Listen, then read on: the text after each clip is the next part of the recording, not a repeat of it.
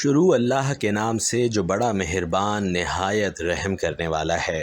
ناظرین کرام، ہم آپ کی خدمت میں آج ایک ایسا عمل پیش کرنے والے ہیں کہ جس کو نماز عصر کے بعد آپ نے کرنا ہے۔ جو شخص غریب ہے، تنگ دست ہے، بے سہارا ہے، تو ایسے شخص کو چاہیے کہ وہ اس عمل کو ضرور کرے۔ انشاءاللہ اس وظیفے کی برکت سے اس کا سارا قرضہ بھی اتر جائے گا اور وہ دولت سے مالا مال بھی ہو جائے گا۔ اللہ تبارک و تعالی اس عمل کی برکت سے اس شخص کو فراوانی عطا کرے گا۔ اگر وہ فقیر ہے، تنگ دست ہے، کچھ بھی اس کے گھر میں موجود نہیں ہے، اپنا گھر، گاڑی، بنگلہ کچھ بھی اس کے پاس نہ ہو، تو ایسا شخص اگر اس عمل کو کر لیتا ہے تو انشاءاللہ چند ہی دنوں میں اس کا مقدر بدل جائے گا، اس کی قسمت چمک جائے گی۔ ناظرین کرام، یہ عمل آپ چلتے پھرتے، بیٹھ کر یا پھر کسی بھی مخصوص وقت میں کر سکتے ہیں۔ یہ عمل انتہائی طاقتور ہے اور نہایت آسان بھی ہے۔ جو شخص کاروباری حالات سے پریشان ہے، ملازمت کی وجہ سے پریشان ہے، جن کے گھروں میں غربت چھائی ہوئی ہے اور بے روزگاری جن کے گھر سے ختم نہیں ہو رہی، رزق جن کے گھر میں آتا نہیں ہے، تو یہ عمل لازمی کر لیں۔ یہ عمل اتنا مجرب ہے کہ جیسے ہی آپ اس عمل کو کریں گے تو آپ کے گھر فراوانی فوراً آ جائے گی، رزق آپ کے پیچھے پیچھے آئے گا۔ انشاءاللہ آپ اس عمل سے مایوس نہیں ہوں گے۔ یہ عمل کبھی کسی کو مایوس کرتا ہی نہیں ہے۔ ناظرین کرام، اس عمل کو کرنے سے پہلے میری ایک بات اپنے ذہن نشین کر لیجئے کہ اگر آپ کے حاسدین ہیں جو آپ کے پیچھے ہر وقت لگے رہتے ہیں، تو اللہ تبارک و تعالی اس عمل کی برکت سے ان حاسدین کے شر سے بھی آپ کو محفوظ فرما دے گا۔ لیکن آپ نے یہ 3 کام اپنی زندگی میں ضرور کرنے ہیں۔ آپ کو ساری زندگی اللہ تبارک و تعالی کسی کا محتاج نہیں ہونے دے گا۔ ناظرین کرام، یہ میں آپ کو بڑا ہی اہم نکتہ بتا رہا ہوں، اس پر ضرور توجہ کیجیے گا۔ اس کو اپنی زندگی میں اور اپنی اولاد کی زندگیوں میں ضرور داخل کر دیجیے گا۔ یقین جانیے کہ آپ ہزاروں کے نہیں بلکہ کروڑوں کے مالک بن جائیں گے۔ اللہ تبارک و تعالی آپ کی قسمت کے بند تالوں کو کھول دے گا، آپ کا مقدر سنوار دے گا۔ اس عمل کی برکت سے اللہ تبارک و تعالی انشاءاللہ آپ کے گناہوں کو بھی معاف فرمائے گا۔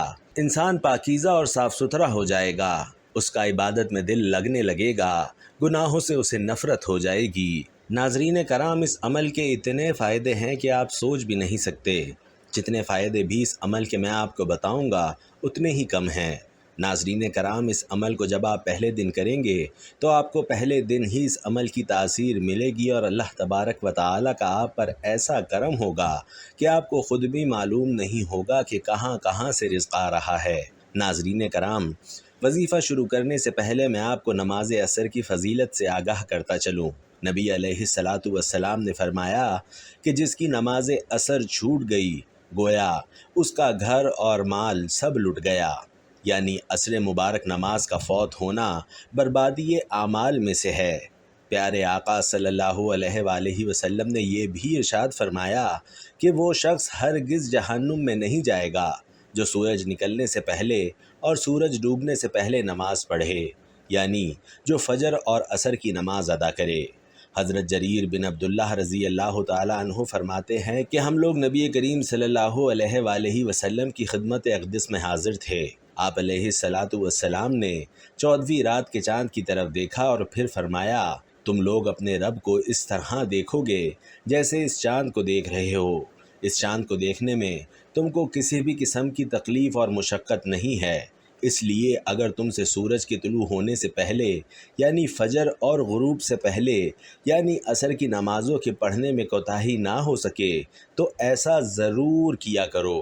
اس کے علاوہ نبی کریم صلی اللہ علیہ وآلہ وسلم نے یہ بھی فرمایا کہ جو فجر اور عصر کی نماز ادا کرے گا تو وہ جنت میں داخل ہوگا۔ ناظرین کرام، اللہ تبارک و تعالی کے جو اسماء حسنہ ہیں ان کو پڑھنے کے بے شمار فضائل اور برکات ہیں، اور ان کی تعریف میں ایک حدیث پاک ہے کہ اگر کوئی شخص اللہ تبارک و تعالی کے 99 ناموں کو یاد کر لیتا ہے یا ان کو پڑھ کر اللہ سے دعا مانگتا ہے یا ان کے معنی یاد کر لیتا ہے اور ان پر عمل کرتا ہے تو وہ جنت میں جائے گا۔ ناظرین کرام، اللہ تبارک و تعالی کے سارے نام ہی بے شمار برکات اور فضیلتوں کے حامل ہیں، اور ہمیں ان کو پڑھ کر اللہ پاک سے اپنی مشکلوں کے حل کے لیے دعا کرنی چاہیے۔ ان ناموں کی برکت سے جو بھی مشکلات ہیں وہ لازمی حل ہو جائیں گی۔ ناظرین کرام، وقت کی نزاکت کو مد نظر رکھتے ہوئے وظیفے کی طرف چلتے ہیں۔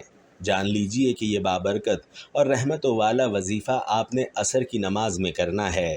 اس وظیفے کو عورتیں خاص ایام میں نہیں کر سکتیں، کیونکہ یہ نماز عصر ادا کرنے کے بعد کا وظیفہ ہے۔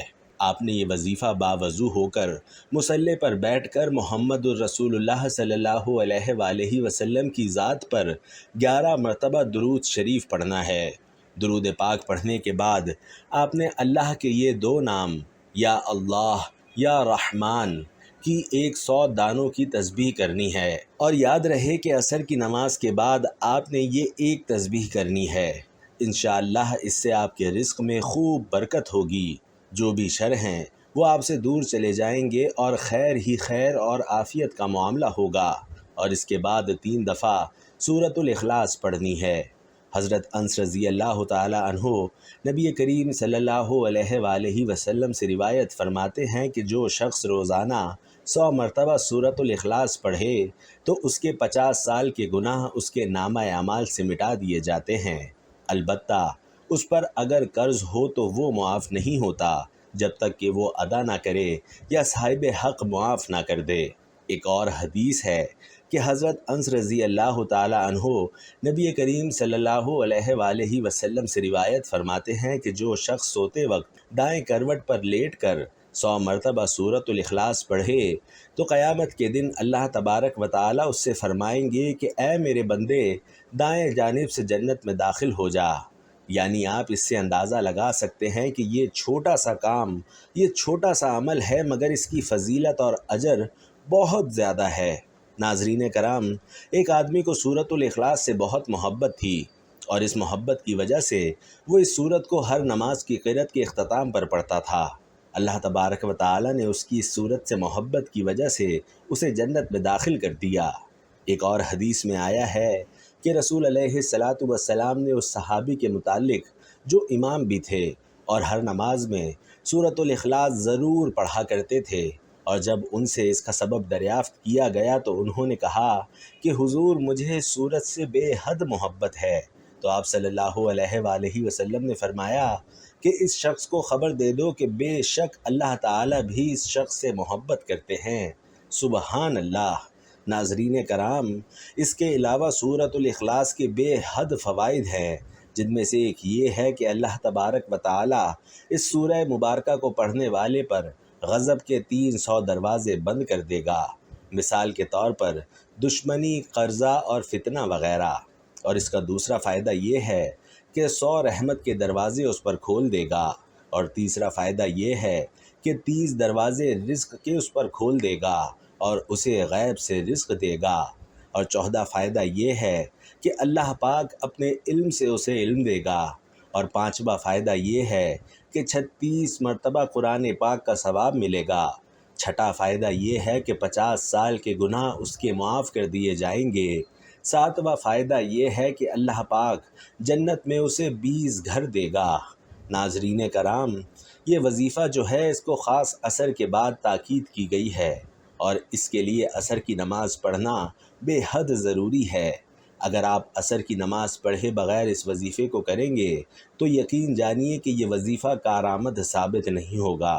فرمان مصطفیٰ صلی اللہ علیہ وآلہ وسلم ہے کہ تم میں سے کسی کے اہل و مال میں کمی کر دی جائے تو یہ اس کے لیے بہتر ہے کہ اس کی نماز عصر فوت ہو جائے۔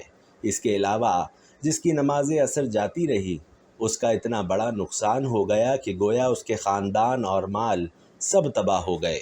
حضرت موسیٰ اشعری رضی اللہ تعالی عنہ سے روایت ہے کہ نبی علیہ الصلاۃ والسلام نے فرمایا کہ جس نے ٹھنڈے وقت کی 2 نمازیں یعنی فجر اور عصر پڑھیں تو وہ جنت میں جائے گا۔